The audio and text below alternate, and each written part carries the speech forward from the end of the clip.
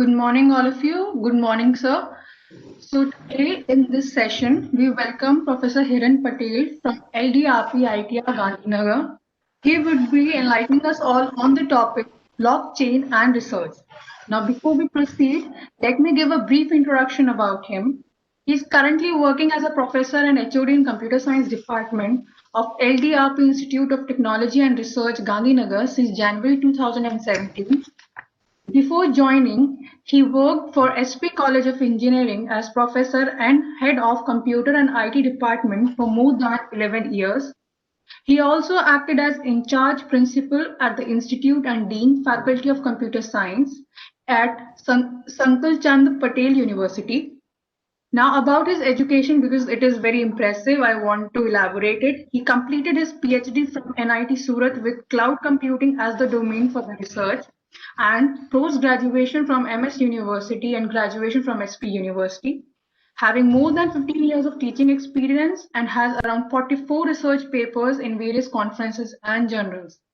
So I would like to welcome him. Sir, the time is all yours. Please enlighten us all. Thank you. Thank you, ma'am. I hope I'm audible to you guys. Yes, sir. Okay, I have shared my screen also, and I hope the screen is visible to you. Visible, sir. Visible, sir. Thank you. So good morning to all the participants and the faculty members from the host institution. My today's research, my today's topic is blockchain and research. So straight away, let me come on to the content part. All right, so before I start, I would like to acknowledge something. So in fact, I got motivation from one of the NPTEL courses, that's Blockchain Architecture, Design and Use Cases by Professor Sandip Chakravarti from IIT Kharagpur and Praveen Jayachandran from IBM Research. So I would like to acknowledge them. And let me also make a disclaimer that this many third-party copyrighted material may have been used over here. And this is for just purely for the sake of educational purpose and information sharing. So I hope you understand that. Okay. So I'll keep the presentation very simple and my presentation outline is I'll start with some open issues and challenges, and because I guess this is the 5th or 4th day, so you may find some overlapping of my content with earlier experts, but I would try to include them in a very fast way so that there won't be any repetition. I'll try my way. So first we'll start with open issues and challenges, and then I'll take one case study what research right now going on at our place, and the more important part is the security verification, because in most of the time because the blockchain, whenever we talk of blockchain, people talk about the security and privacy. Okay, and whenever we create some application, we create some prototype, we create some protocol, the very next step is to have a theoretical proof of that particular protocol, and it's this is the hardest part in any research, that how do I prove that whether my proposal is secure or not. So it's about providing proof of concept. So we'll be talking a little bit about the security verification also, and then we'll be talking about research in consensus mechanism. So I hope you guys are aware of these word consensus, because I was looking at the schedule and there was a full session on different consensus mechanisms and protocols. So let me start with the basic idea. So you already know the stuff, so I'm not going into the details, but basically we talk about different domains and we talk about different use cases. So if we talk about different domains, though there are many different domains, but we can quickly let me take a few of them very quickly. Like I can have cloud computing as a domain, or I may be working in IoT, or I may be working in artificial intelligence, or I may be working in machine learning. So these are different broad domains in computer science or in IT field. And Now, to address a few specific issues in one or more of them, we now explore the option of blockchain technology. So you can consider blockchain somewhere over here that it is, you use that on the top of what is already available. For example, cloud computing is already available, and if you want to secure the log of, your cloud data transactions, so we can always use blockchain. For example, if you are using IoT for data aggregation and collection, so then again, for data security and privacy purpose, you can always use blockchain. So more or less, this is nothing but, different domains can merge them together. And what you do is, you apply the blockchain technology on the top of it. Apart from this, we have some use cases. I'm sure, experts must have talked on various use cases. So again, there are so many use cases, like you can have agriculture as a use case, or you can have health sector as a use case. You can have the supply chain management as a use case. So these are different use cases, and for all these use cases also, you can use blockchain as a technology to enhance, mostly the security and privacy issues. So this is a broad picture. Now, if we talk of a specific, properties and challenges of blockchain, because if you really, wish to work in the domain of blockchain, then you need to understand the blockchain challenges properly. Because unless you understand the challenges, you won't find, the scope of research for that. So, all these things are nothing but our properties, and I'm sure you are completely aware of these different properties of blockchain, starting from immutability to transparency to programmability to decentralization, consensus, and distributed trust. So these are different properties, and these properties, in fact, they make the blockchain what it is right now.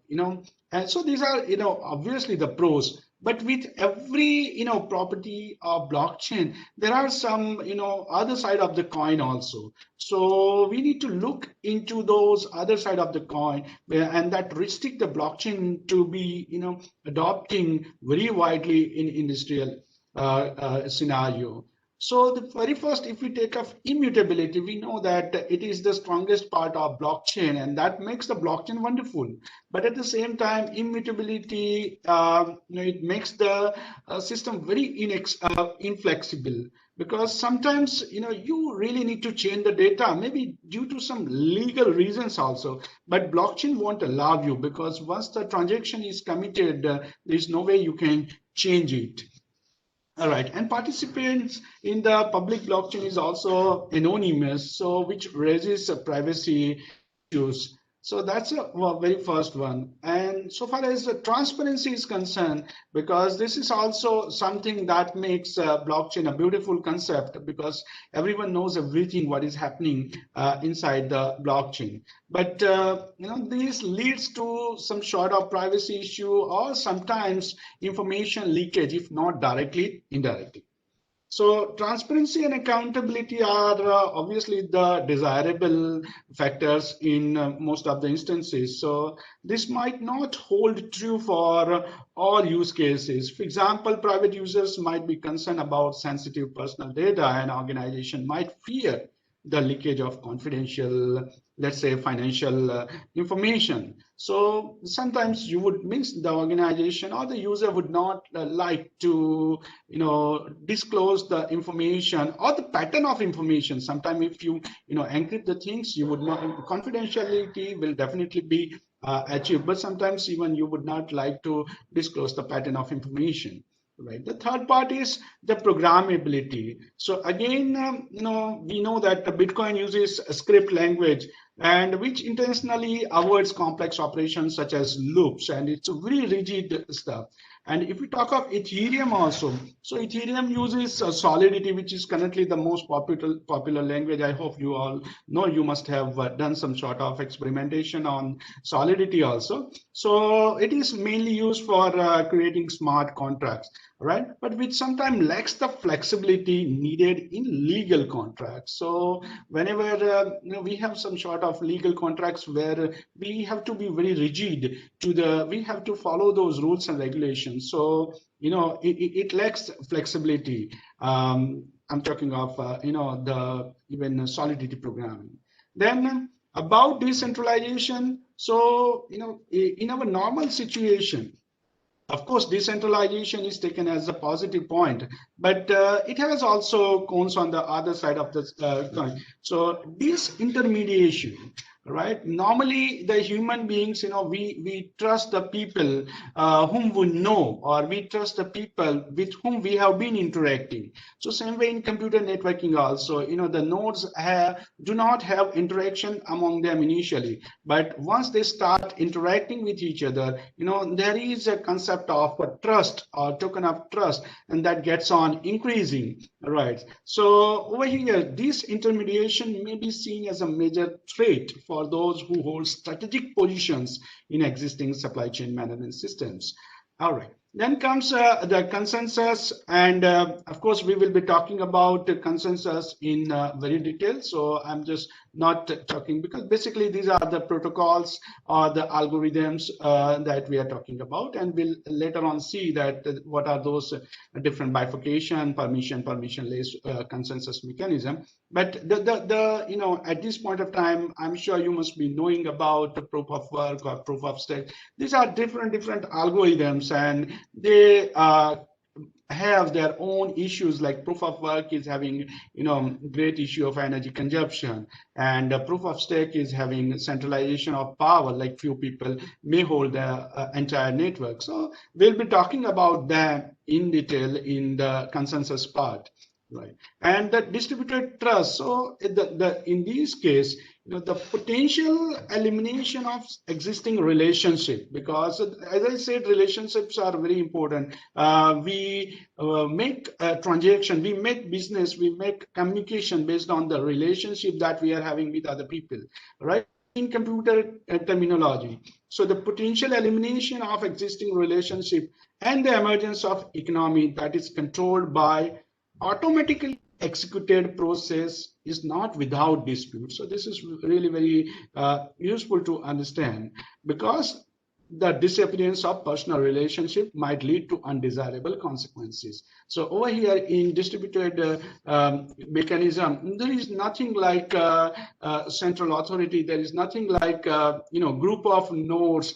Every single entity on the blockchain has nothing to do with other. They do not even work in collaboration, right? Except sometimes you must have heard the concept of a mining pool, but again, that is not a collaboration, it's a private group, right? So these are a few properties or challenges or problems that we face. If we talk a very specific thing in terms of performance, right? So broadly, you can consider performance and security as two major issues in blockchain. Means the research community, they target either performance part or the security part in a broader perspective. Then performance can again be classified into different the words. For example, if we talk of throughput, so what is throughput? It's the number of transactions being processed per unit time. So if you talk of Bitcoin, so it doesn't give you very good throughput, because you know that it hardly processes 7 transactions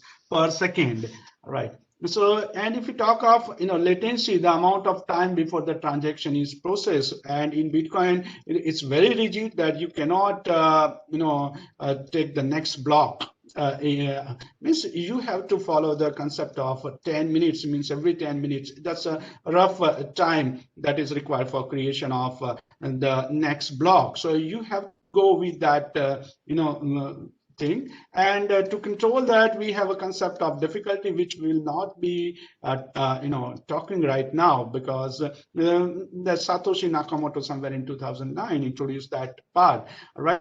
So somewhere in 2009 also, it took around 10 minutes to create a block, and in the total estimation given by Satoshi Nakamoto, so in 2040 also, it should take around 10 minutes to create a block. And because we know that there is a change in the hardware from 2009 to 2040, but still the change in the hardware, the higher configuration would not affect this time because of the factor called difficulty. So I'm sure you must be knowing, so I'm not going into the detail of that thing.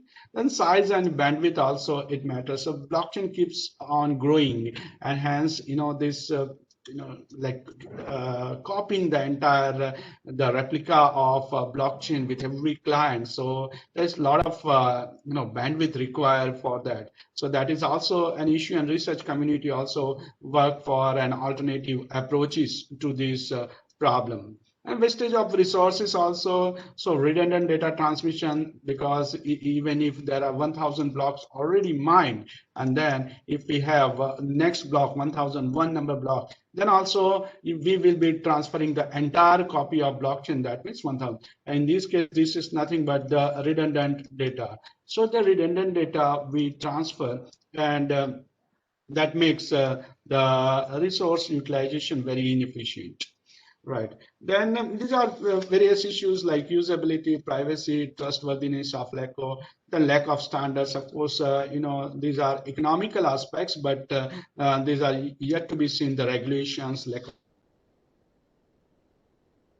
the security aspect, the attack surface. So these are different things. I'm not talking about a very specific one, like the double spending attack or attack. So these are different attacks. I'm sure someone must have discussed on these, or even we can attack and cyber attack. These are various things. So these are different challenges, and challenges are due to what?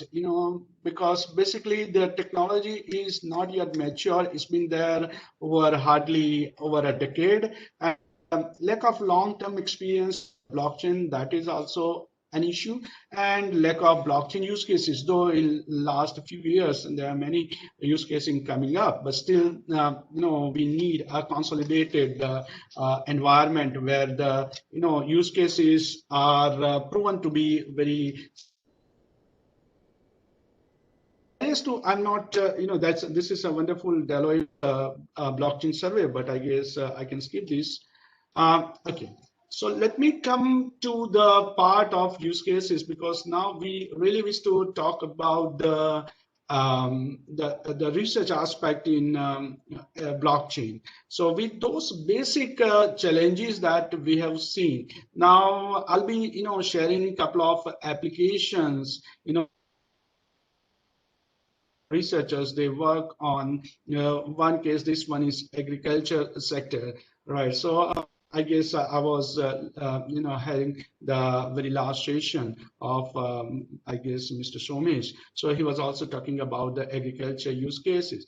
So in this case, we broadly define data, process, and stakeholders as three main entities agriculture domain. In data, you can have data coming from farmers, data coming from the seed quality, soil moisture, climates, demand sell, harvest yield. So these are the various sources from where you keep on getting the data. And for example, for soil moisture, you can always deploy some IoT devices in, and those devices will capture the soil moisture, and it will keep on sending you the soil. Sometimes you get the data from government websites, also from demand sell price and all those stuff. So for example, from APMC also you get data of the price of any particular commodity. So these are various sources of data that we are taking for this sector again.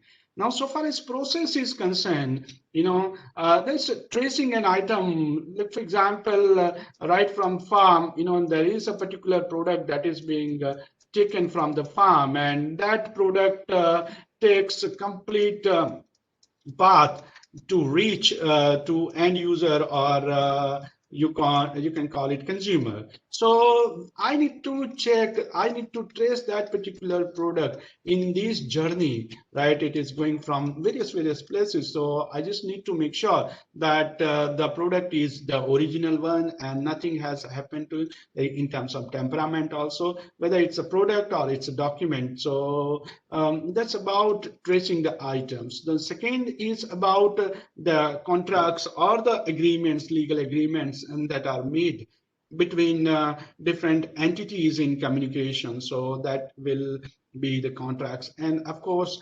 during this, we need to exchange the currency also. So exchange of cryptocurrency is also taken as a process. And the third part over here, the third part is all those actual physical entities which are dealing with each other. So we call them stakeholders, and we bifurcate the stakeholders in three categories, mainly the users and the agencies or the regulators. So users could be, we consider farmer as also a user, retailer also a user, consumer as also or wholesaler as a user. So these are the person or organizations which will be dealing among each other. Then so far as agencies are concerned, like I can have bank or I can have insurance company as agencies. And so far as regulators are concerned, I can have surveyors or assessors which act as a regulator. So this is the broad picture that we have made for the complete agriculture sector. And in the middle, we are putting blockchain because we want everything to be done through blockchain because we want everything automized. So this is the broader idea of our agriculture thing. And there are many different, steps. I'm just showing one of them. I guess there are 25 different steps. So this is one of them wherein, for example, this is about shipment from warehouse to vendor. For example, we have vendor, they want something from this warehouse. So for that, they need to make a payment first. And once the payment is made to warehouse, then only the warehouse will, ask the shipment company or it will ship that particular product to the vendor. So for that, if I quickly, in fact, we don't need to go through it. But let me just quickly, because the second slide is about how to write these steps in form of pseudocode so that I can convert them back to smart contracts. And it will later on lead to writing a script into a security tool such as Scyther. So that's why I'll just quickly take a look at it. So for example, at the first place, vendor A will be intimating bank, means it will be transferring some X amount, all right? And then the bank would be intimating the blockchain, and then blockchain would be, recording that stuff and asking the warehouse that, yes, the so-and-so amount has been transferred from vendor A to your thing, and then warehouse would deliver that particular. So this is a very broad and vague, process. Now, so what do you do means when we need to write the smart contract, then we need to write the things in form of, pseudocode. Must be knowing the basic of cryptography. So wherein we have two types of encryption algorithms, if we talk of the symmetric one and asymmetric one. And in asymmetric one, we have public key, private key kind of concept. So I'm not going into those theory part over here, but I assume that everyone knows, the asymmetric key encryption. So over here, like for example, I want to send sending something from to agree on block. This is the entity in the middle, all right, and from the vendor. So vendor wants to send something to this one. What is that? Be telling that what exactly it wants. So vendor may be specifying the item code, item quantity, and amount, something like this. So whatever vendor wants, it would be specifying over here with his own identity, because this is very important. So, and that would be encrypted using the public key of this blockchain network. And then because once I encrypt that using a public key of blockchain network, it can only be opened with this blockchain private key. So this makes the stuff confidential. All right, so this will provide you the confidentiality. And then again, the whole transaction, the vendor would be encrypting using its own private key. So that authorization or authentication. So this can be open, that the public key of vendor is with everyone. So this can be open, but this cannot be open. So this part is used for authorization or authentication, all right, or for identification. Then this part is for confidentiality. So in and all, we write pseudocode in this way so that the transactions are secure. And same way, we can have some ifs and buts, all those things. So I'm not going into all those statements. This is just one example. All right. Then because that was just pseudocode for writing smart contracts.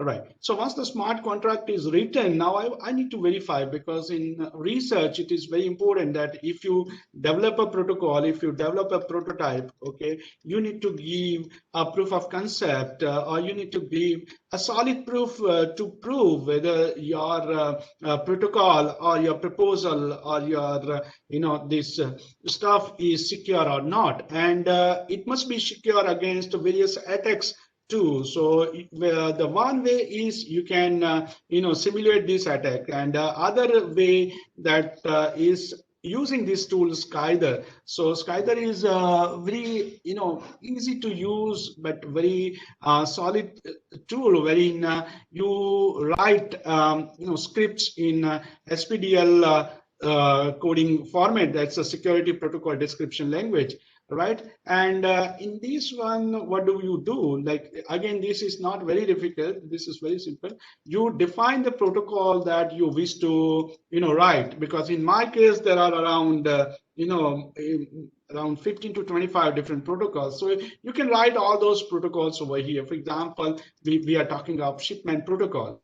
And in shipment also, supposing in our case, retailer and warehouses are talking, means they have some sort of communication among them. But later on, you can have a shipment between other parts also, like between retailer, between the farmer and warehouse, or you can have something like retailer, warehouse, and farmer, and maybe some other stakeholders also. So in our case, just to make it as simple as possible, I've taken just two stakeholders, retailer and warehouse, which we have just discussed in our previous slide, right? And what you do is you specify the role over here, the role of retailer and role of warehouse. So I'm not going into the detail of each and every line, but the thing is, I just would like to show you how do you convert your pseudocode into this security verification process. So for example, like there are multiple send and requests. For example, send one. So this is nothing but my from, and this is nothing but my to. So from retailer to warehouse. So what exactly am I sending? So I'm sending, like it's a retailer number and retailer identification. You can have all those stuff over here. Like if you want to, pass some information like quantity, amount. So you can pass all this stuff over here, and all these variables are to be declared in the declaration part. And then what do? This is important part. So we encrypt that using the public key of the receiver. The receiver in our case is warehouse. So public key of wherever we can write something like PUK in our sorry, not K, but W for warehouse. So you can write something like this. So this is a send statement, and same way you will be writing receive one statement. So send one will be completely same, but send one will be written in retailer part, means in the sender part, and receive one will be written in receiver part, in the warehouse part.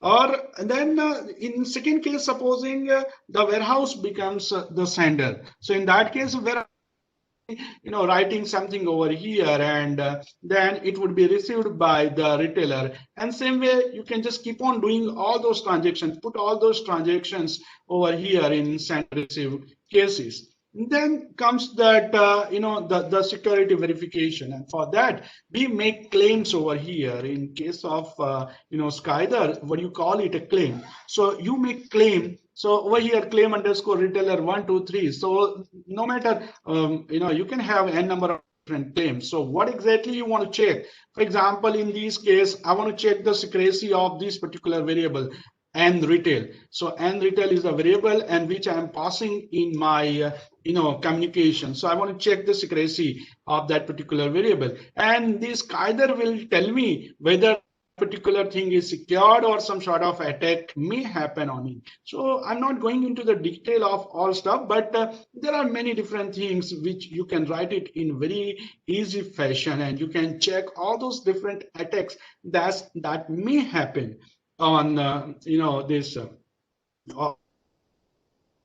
So it would go something like this. For example, in my case, earlier I had some problem like, the NR variable was not very secure. So it did give me a fail kind of notification over here. And those variables or those data which are secure, it will give me a green OK, means nothing is going to happen with that particular transaction. It's going to be a secured one. And if you really want to check what is wrong, means what sort of attack can happen, so you can press on the pattern button over here, and it will tell you whether a man in the middle attack is possible on this, or Sybil attack is possible on it, or side channel attack is possible. So a complete diagram will be given to you telling what sort of attack may happen on your protocol, and accordingly you can make changes to the protocol and you can rerun, and at the end you would like to see all this stuff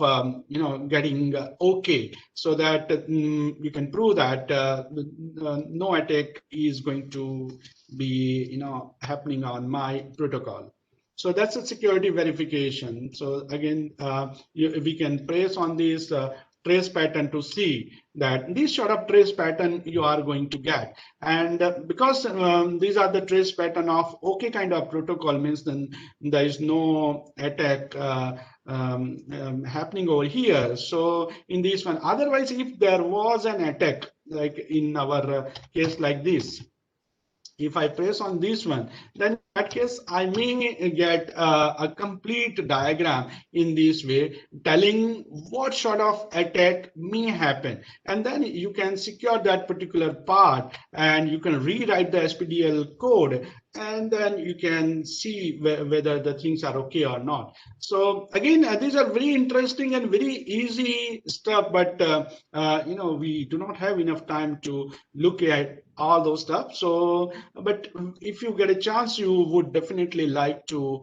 work on this particular tool, because security, proving that your protocol is security is a major concern over here, right?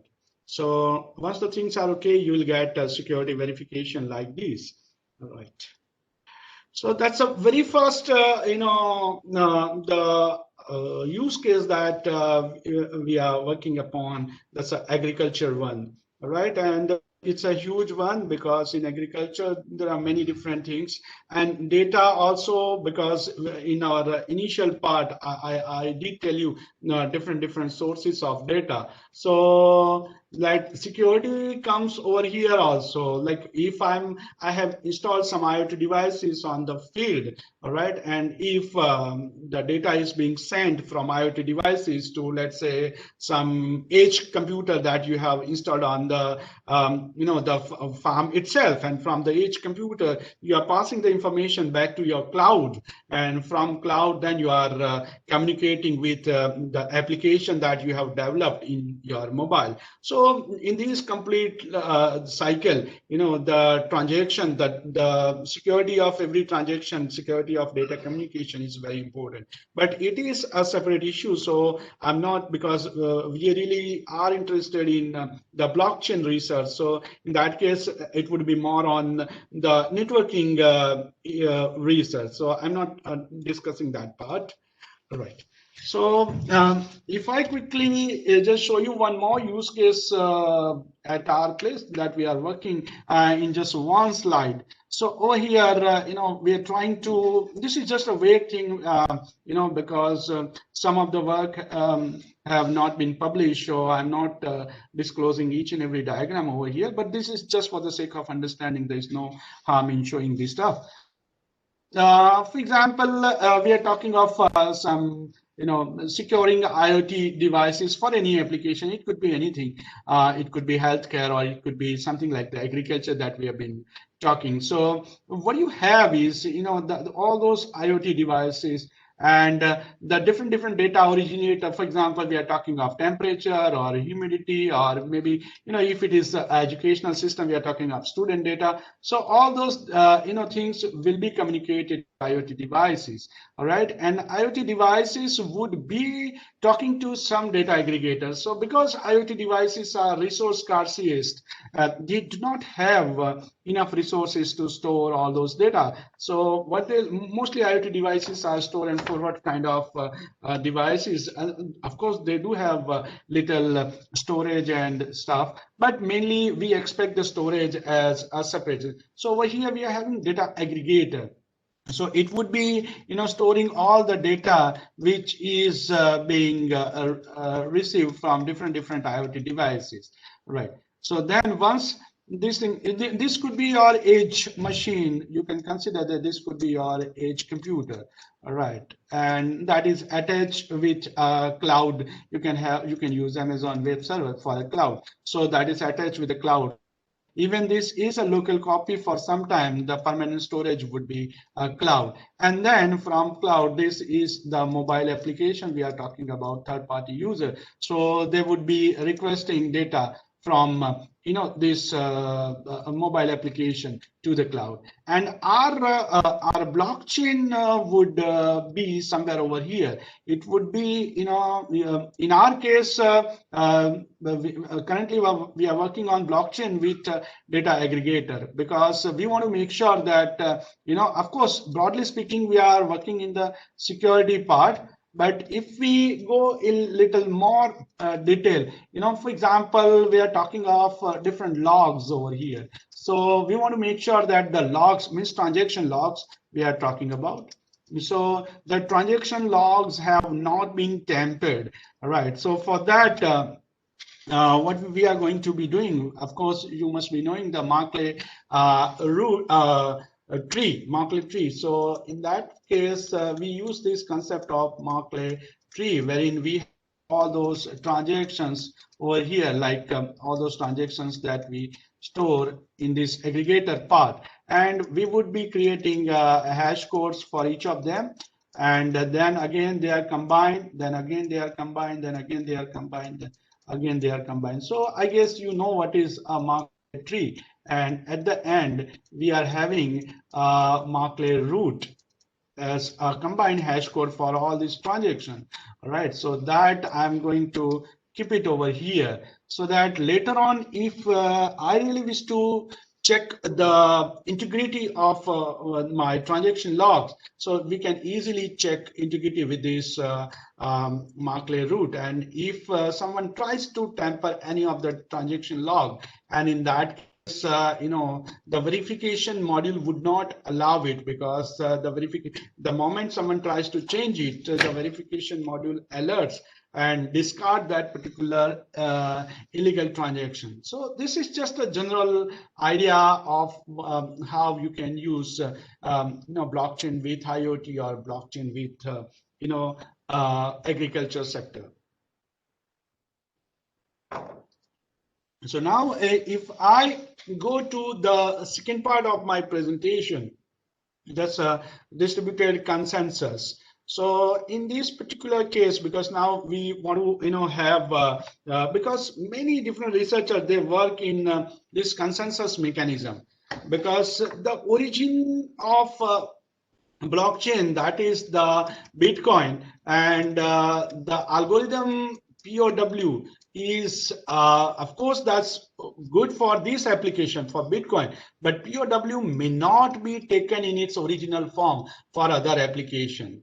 right? So I'm sure you must be knowing the issues of energy, you must be knowing the issues of mining and all those stuff. So I'm into the details of the limitation. Of course, we will be talking the limitations in a very quick way. So the first thing is the distributed consensus that we are talking about. So this is just a definition. I should not be, taking this definition. Yeah, but this is important. Like basically, you can bifurcate consensus among two broad categories. One is, the permissionless, or other is permission. You can call it public, or sometimes people call it open, mechanism, or this one is a closed mechanism. Right, and your POW belongs to this category of permissionless, where any entity can come and join the network. There is no restriction on that. But as the name is there, permission, you need to have permission, or closed or private network means you need to prove your identity, and if you are authorized, then only you are allowed to enter into the network. So this is rather a special group you can consider, and this is rather something which is publicly available. Anybody can come. So Bitcoin belongs to this part. Bitcoin belongs to the permissionless part. And we have protocol, because the mode of operation for permission and permissionless model are completely different. So we have protocol, completely different protocol for both of these categories, because the working style is different, the requirement is different, So if I quickly tell you those different protocols specifically for both of these category, then in case of permissionless, we have a proof of work, which actually the very first algorithm introduced in somewhere in 2008-9 by this Bitcoin application. Then we do have proof of stake, proof of activity, proof of location, proof of importance, proof of elapsed. Many different algorithms have emerged in this direction, and they all belong to this permissionless model. That means you do not need to be having permission to enter into the network, and anyone can come and join the network. So this is as we have discussed, is open gym. But so far as a permissioned model is concerned, okay, this is a restricted one or a closed one, wherein you have in turn two category for synchronous network and asynchronous network. So synchronous network is a very rigid assumption, because normally the network that we use, like internet network or any other network, they are not synchronous, but they like the protocol did this Raft and Paxos and BFT, they were designed for synchronous network. That means all the entities, they work on the same network with the same clock cycle, right? But that's a very rigid assumption. In our normal internet world, we cannot have synchronous network, so we will be having asynchronous network. And in case of asynchronous network, we are going to modify the Byzantine fault tolerance mechanism. So there are a few variants of BFT. I'm sure BFT must have been discussed in one of the earlier sessions. Right. So we have practical Byzantine fault tolerance, delegated or federated. Sometimes, that redundant Byzantine fault tolerant mechanism is also there, which is used in, Hyperledger Indy. So these are different protocols under different category. So first we need to understand what are those limitations of one of these. So mainly we'll take, POW from this category and PBF, because these are very widely known, frequently used consensus mechanism. So normally people don't compare permission versus permissionless. Sometimes they compare POW versus PBFT, because POW is permission. We normally consider POW as permissionless and PBFT as permissioned model. So if we go and check what are those researches in case of POW and PBFT. So quickly, as we know that POW. So POW is normally open environment, because we know that it's permissionless stuff. All right, and it works on, so far as nodes are concerned. Nodes are concerned, the active participant in the network are concerned. So it's a very huge. So this is important. Now, so far as scalability part is concerned, so this is also very good because this POW is normally, as we know, that it is used for Bitcoin, so there is no issue of scalability. It is used across the internet. But the problem with this is throughput.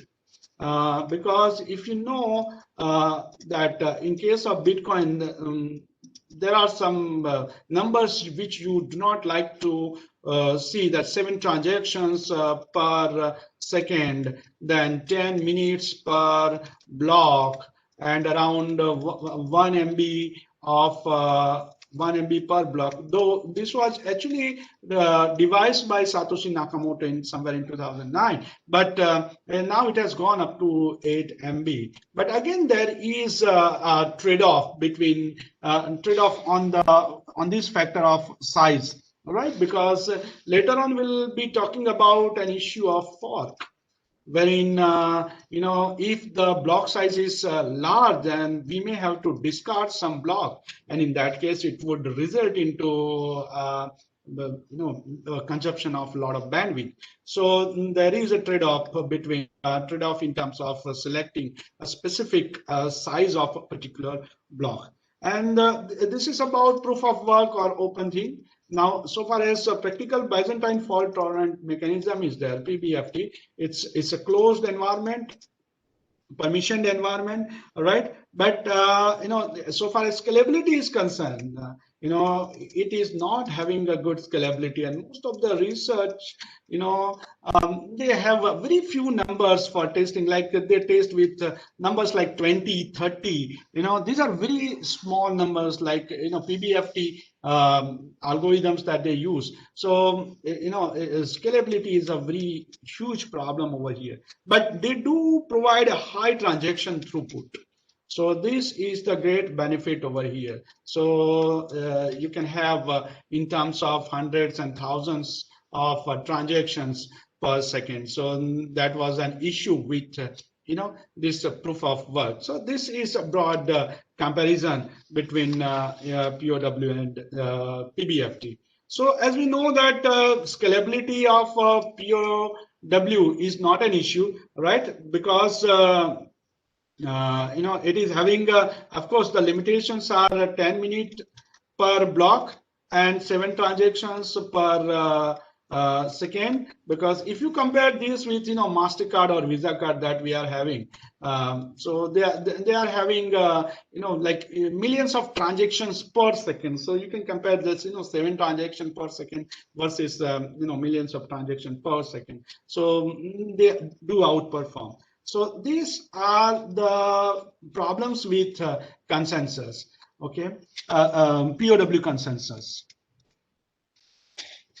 All right, and now, in fact, there is a very good paper over here by Marklo Bukovic. In fact, he is IBM Zurich researcher, and he, in fact, this was more on report kind of publication, wherein he, draw a very nice comparison of trade-off between scalability versus performance. So the scalability was put on one side. Scalability was put on one side and performance was put on another side. All right, so like we have very few numbers, like nodes having less than 20, and that we put over here, and nodes having greater than 1000 that we put over here. So these are the nodes that we put. All right, and we know that nodes having greater than 1000 means our POW kind of mechanism, wherein you have thousands or millions of nodes in your net. But the performance is very poor. That's why I have put over here. Means that the author has put it over there. But so far as practical Byzantine fault that algorithm is concerned, they put it over here because they have nearly about 20 nodes, but the performance is very high in terms of hundreds and thousands of transactions. All right, so these are two extreme. Now you have all your variants between this POW and BFT. So we have all those like practical Byzantine, even parallel BFT is also there, optimistic BFT is also there. So these are different hybrid BFT. So there are many different protocols are being made. But the thing is, what do? They try to achieve the optimize the peak between this performance and scalability issue, right? Because BFT is on one end and POW is on another end. So the researchers have a great scope over here if they are really look into the protocol definition, so they can propose something which is good or at least better at some place so far as performance is concerned or scalability is concerned. So in case of POW, you can have the variant as Ghost POW is there, Bitcoin NG is there, then Bitcoin is there. So there are many different algorithms which are being developed on the top of this POW to remove the limitation of POW, that is the number of transactions per second. So there is always a scope over here for the researcher, whether you want to do or you want to propose a protocol in that can fit into this particular graph. Now, if we move to one more factor that one would like to address so far as the research is concerned is about consensus finality. So this is a very important parameter. Like all of you must be knowing so far as, like for example, we have a block 10, which is already mined to this particular blockchain. I am having the chain over here. So now I am having block 11 over here. Then this should followed by block 12. But now supposing I'm having, of course, block 12 over here. But meanwhile, other miner has block 13. Other miner has mined block 13, and then block 14 over here, and then block 15. So this is a situation, and I know you understand this as a fork. And how does Bitcoin work? So Bitcoin takes the longest chain. So Bitcoin takes the longest, and in this case, this chain will be taken, and this particular block will be. This is nothing but my fork, so this will be discarded. This will be discarded. So in this case, finality means we want to make sure the ordering of transaction. So this word is important, ordering of transaction.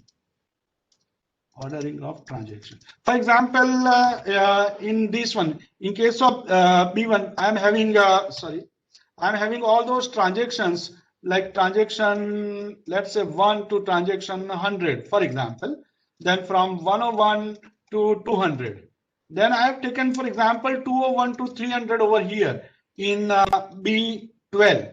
But because it was not mined, then supposing this took 300 to 400, 400 to 500, something like this. These are just numbers to understand. Don't stick with the number. But in short, the ordering of transaction was not maintained due to this fork issue, right? So this is what they call the consensus finality, right? So in POW is because we know that POW is a randomized protocol, and miners across the globe, they work for mining, and they keep on trying for adding their block into the existing blockchain, right? But it would definitely result into this kind of fork.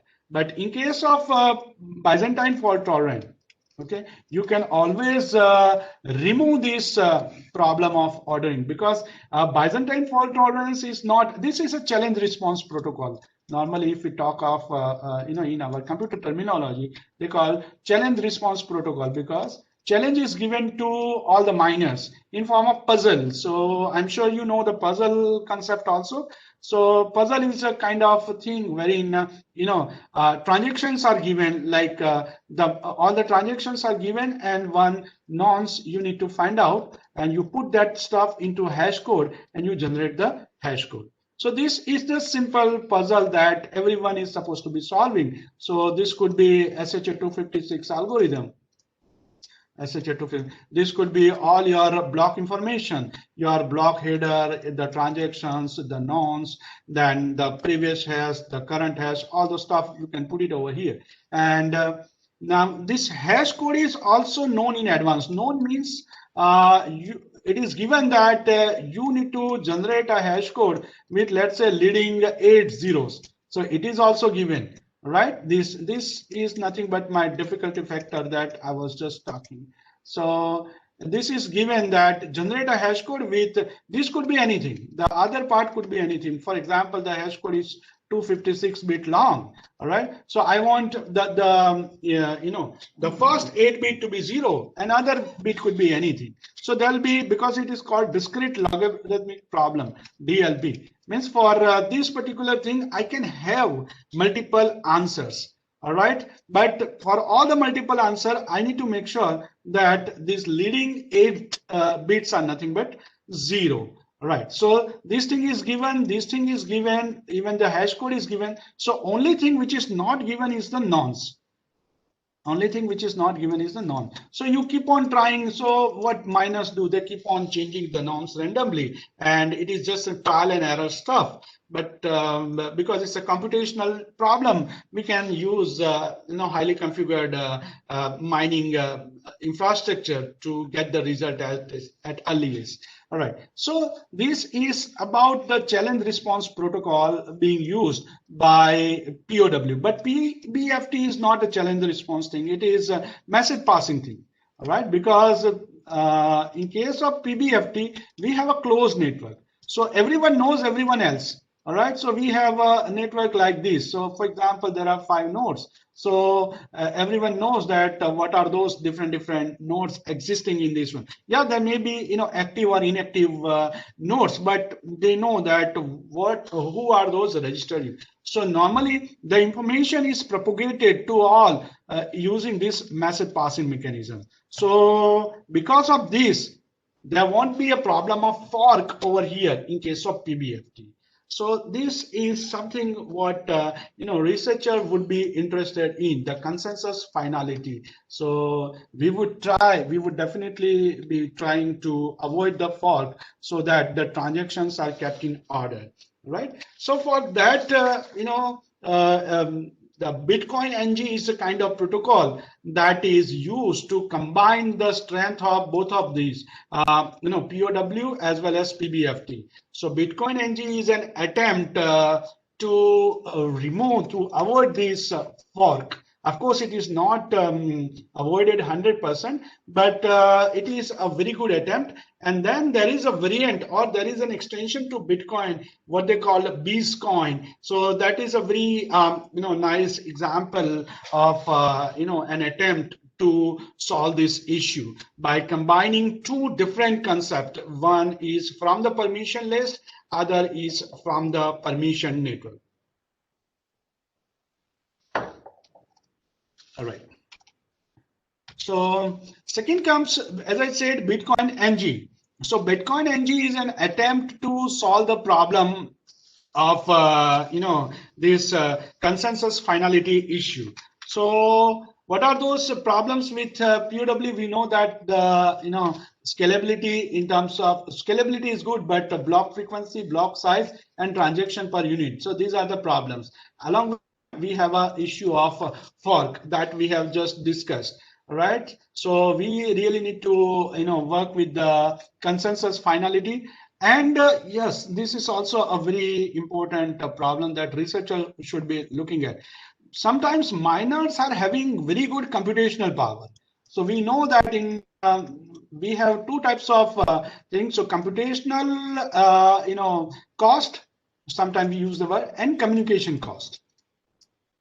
So miners are having, assume that miners are having a very good computational infrastructure. So they would be able to solve the puzzle in its earliest form. All right. So miner is having the result of the puzzle ready with them. But the thing is, due to poor networking, all right, due to poor communication, the block is not getting propagated across the network.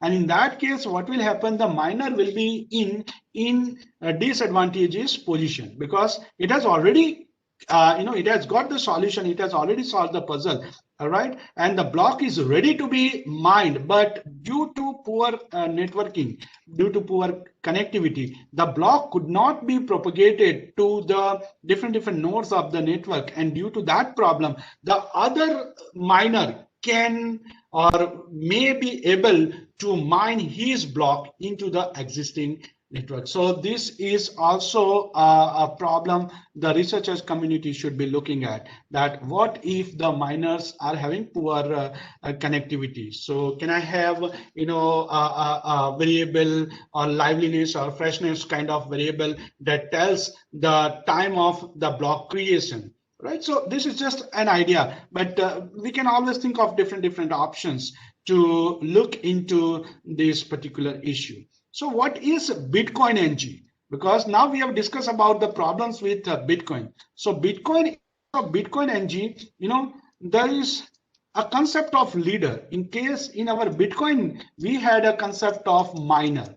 So all right. So miner means anybody can be a miner. Anybody having, like anybody having the computational infrastructure can be a miner. So supposing this is my network, all right, and these are all the nodes of the network, right? And all nodes need not to be, miner, not necessary. But supposing if I highlight, this one, let's say this is my miner M1. This is miner M2, this is miner M3, this is miner M4, for example.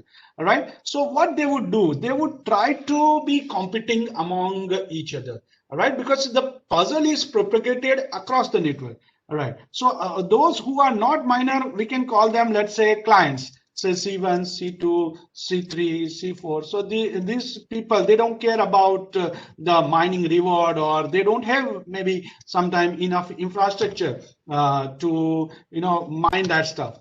So these are all the clients, client 6. All right. So over here, in our Bitcoin case, we have the competition among different miners, and at the end, supposing miner 2 wins. All right, so miner 2 becomes, or the block of miner 2 will be added to that. But in this case, in Bitcoin NG, that miner 2 will be considered as a leader. All right, of course, miner 2 won among this M1, M2, M3, but that will be considered as a leader who is a winning miner.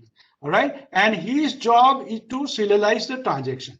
So miner 2 then will be doing for some specific time period. Mine M2 will be doing all those serialization of transactions. But rather than building complete block, there is a concept of micro block. So before we come to that part, let us look at these two different simple steps. First, we select the leader. So how do we select leader? Though the miner, in fact, it's a mining process only. So the miner who wins will be a leader for some time period. Let's say for the round number 1, the miner 2 will be the leader. Maybe for round number 2, maybe M4 will be the leader. Okay, so for that particular round, for this round 1, now there will not be any other miner competing for transactions building. So this is a very different idea over here. So it is the responsibility of miner 2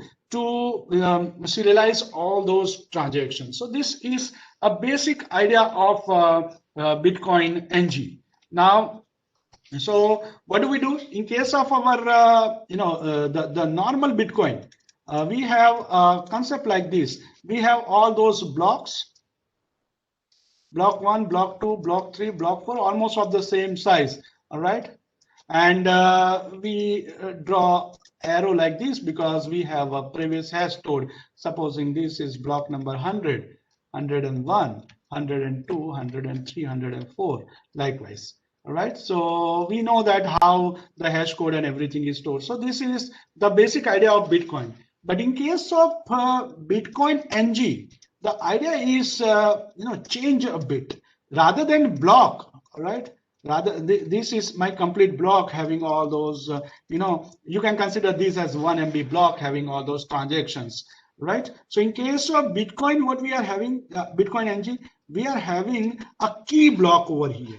We are having a key block over here. We'll come to that point in a little while. What does it contain? And then with that key block, I'm having different micro blocks attached to that key block. All right. Over here. For example, this is a specific time period, let's say R1, round 1. So for round one, let's say miner 2 has won the race and miner 2 is my leader. All right. So in this case, this key block would be having the public key of miner 2. That means public key of miner 2. Because we have declared miner 2 as a leader. And all these micro blocks, of course, these are smaller than this block. These blocks are having 1 MB size, but these are smaller than this block. So all these blocks will be mined by M2 till this specific point in time. Then again, supposing for next round, for round number 2, for some other time period, let's say miner 4 wins. So in that case, I will be storing the public key of miner 4. So public key of miner 4 will be stored. Now, one may ask that why do I need to store public key in the key block? All right. So because the public key is something that is used for signing the transaction in this particular micro block. So we have all those different transactions over here. So we will be signing using the public key of that thing. So that is used for signing. So it's about security. So making sure that serialization is also done, and sometimes optionally you would like to have the security or privacy also. So this is just a general idea of Bitcoin. So back to back, you can compare now how Bitcoin is different than Bitcoin NG.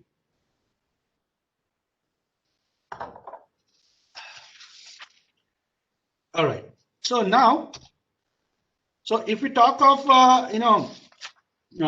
this Bitcoin NG, so what about the key blocks and what about the micro blocks? So that key blocks contain, like I've just drawn something like this. We had a key block over here, and we had all those micro blocks containing all those different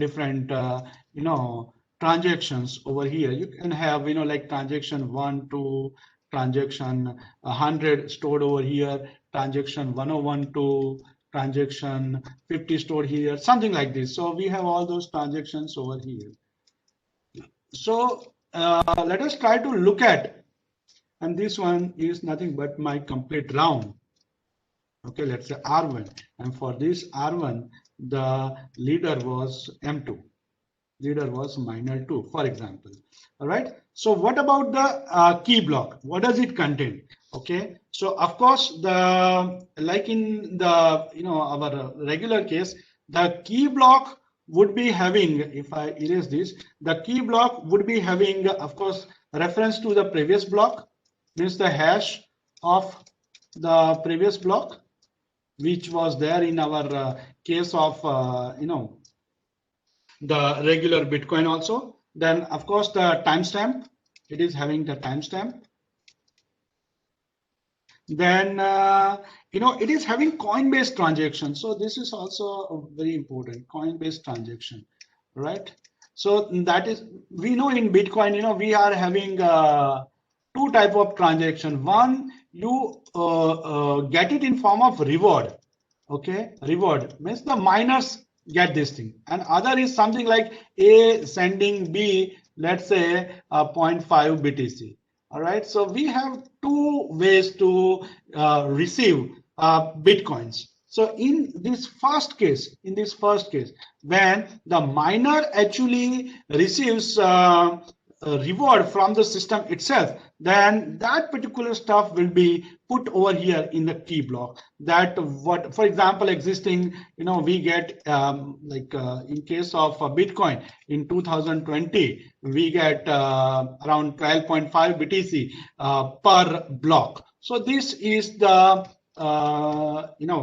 that transaction reward or mining reward that you get. After 2020, I think this is going to be half, so it will be 6.25, and every 4 years they keep on reducing, like from 2021 to 2024 they are going to keep 6.25 BTC as a reward. Then after 2024 it will be 3.125, something like this. So it keeps on decreasing. Earlier, before 2016, it was 25 BTC per that thing. So let's not talk about the economical aspects, but we are talking about the actual content of key block, so that we can understand what does it contain. And later on, if you really want to have some improvement in terms of research for your publication or for your PhD, so you can always put something extra into it. So like Coinbase thing, then of course the hash value of that thing. All right, and the last part is the nonce that we know. So everything is very much similar to what do we have in our case of that regular Bitcoin. So far as micro blocks are concerned, because this is something like our key block, and micro blocks are like, I've drawn micro blocks like this. There will be multiple micro blocks mined or added in one particular slots. So so far as micro blocks are concerned, all right, of course it is having the list of all these transactions. So it is having all these ledger entries, means it will be like all this A sending, let's say B 0.25 BTC. So this is one transaction. So it will having all this, like there are hundreds of transactions. So all these transactions are stored in microblock. So all these ledger entries will be there in that particular microblock. Then of course it is having header. Every microblock will be having header, because there are multiple microblocks. All right, I am having let's say 3, 4, 5, 6 different microblocks per per one leader. This particular leader M2, for example, it has created this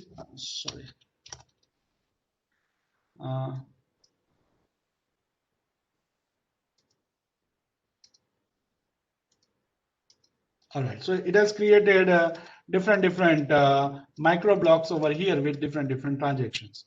All right, so all this micro block will be having a separate header, and that header will be having few fields. Okay, so obviously that header would contain previous hash.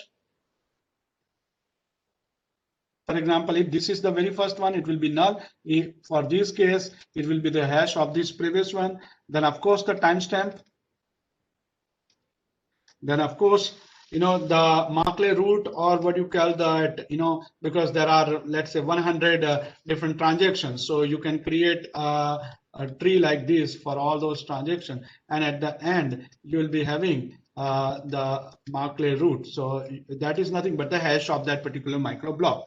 All right, and of course the signature part. Okay, so this is important, of course, the signature part. So the micro block would be containing these many entries. So it is very important to understand, because if you really want to change the existing mechanism, or if you want to propose something new of your own, so far as consensus protocols are concerned, so in that case you need to understand the weaknesses of existing protocol. And once you understand the weaknesses, then you can always add something into it so far as performance is concerned, or maybe you may want to improve the security also.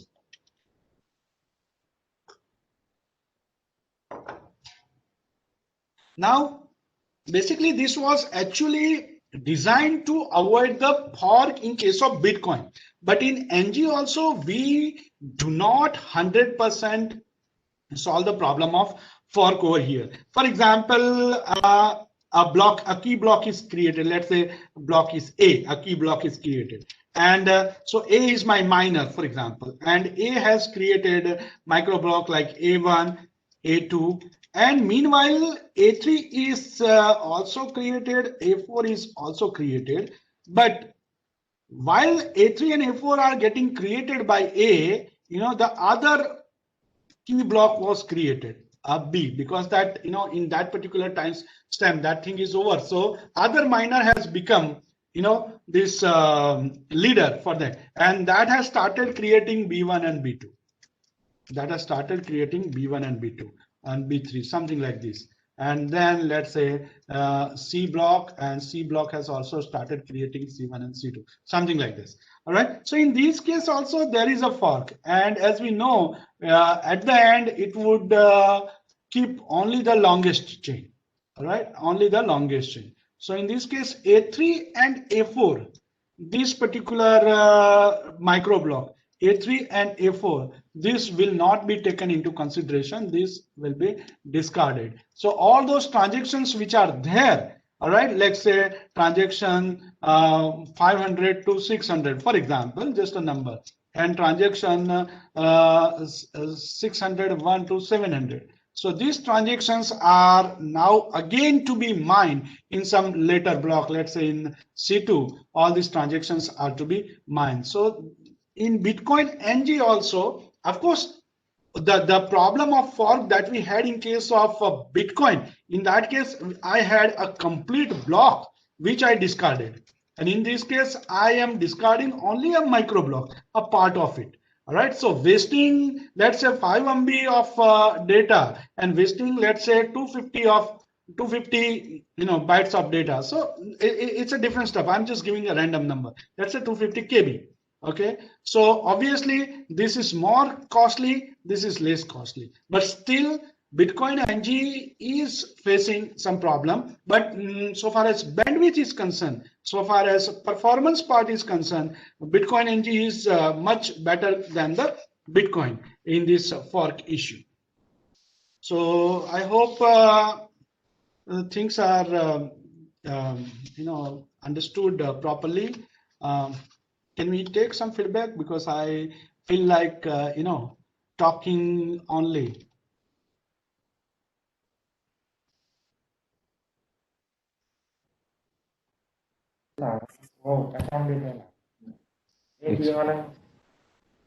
Sir. Yes, sir. Yes, Hiren sir, we need to. There is one more protocol, Bitcoin, but let's not go into the detail. But basically, in case of Bitcoin, I'll just summarize in few seconds. There is a concept of collective signature. Collective signature is something like over here with every record there is a sign, but this sign is not from one particular person, but a group of people would be signing. For example, there are M1, M2, M3, M4. There is group of people. They'll be signing, and they'll be signing like this only, like the concept of what you call it, marketry. And then this signature would be put over here. So what is the benefit of doing it? Even in our previous case, even in the case of this, Bitcoin NG, if this B malfunctions, for example, if B creates B1 and B2 as a good block, but if B tries to put something malicious in B3, of course, it will not be accepted at the later case. It will be rejected only. But during that time period, there will be some issue. So in that case, rather than allowing only one, okay, in this Bitcoin, there is a concept of collective signature. So multiple, what do you call them? Multiple users would be collectively take authority and sign that document. And then it is always good to trust more people than a single person. So I guess that's all from my side. I can take some questions if anybody is having.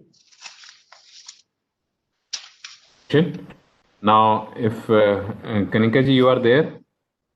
So you can unmute and present the formal vote of thanks. Thank you, sir.